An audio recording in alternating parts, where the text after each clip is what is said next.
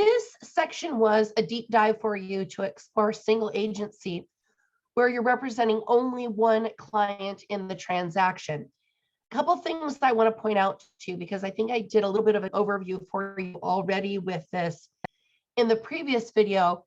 But a couple things I do want to point out here is, number one, we do have a duty to provide brokerage services to all parties in the transaction, honestly and in good faith.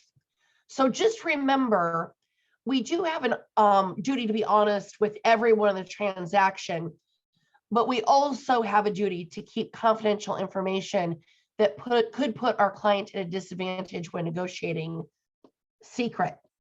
Another layer of that I want to put on here, and we're going to talk about this again, is that idea of a material adverse fact. Is maybe even called a material fact in maybe some other national material that you have explored. A material adverse fact always gets disclosed no matter what. It is something that would change the value of the property. It would pose a structural issue or an environmental hazard.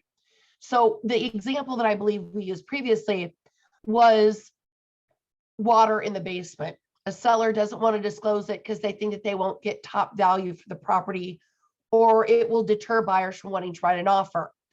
That is one of those that I know you think you might want to help your seller out, but it's a material adverse fact.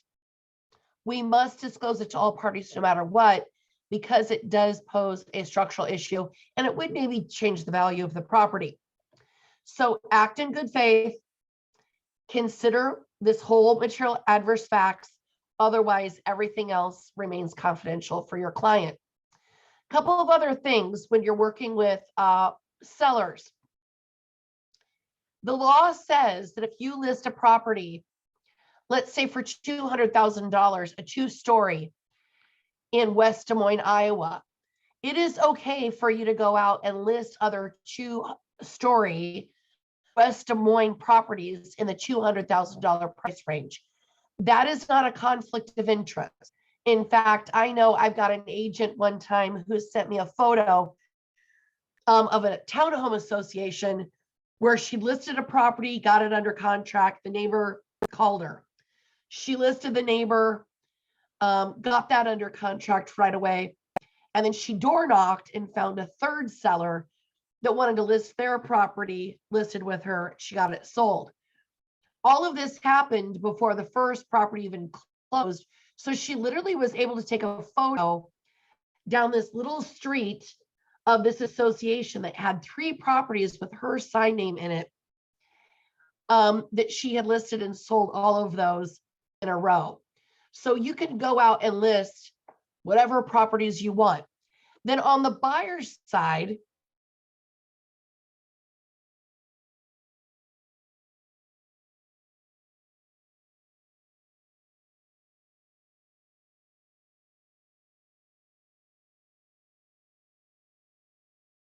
homes of those by housing urban development.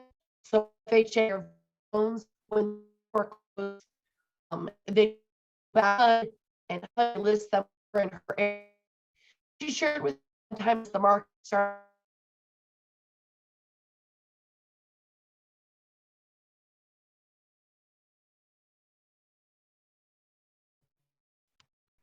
She shared with me one that when the market got hot, she had written, I believe, there were 18 offers on the property. She had written 11 of them alone.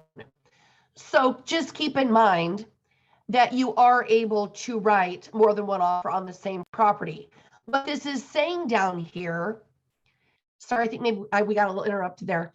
What this is saying here, though, is you cannot share with the other buyers what you wrote for the others.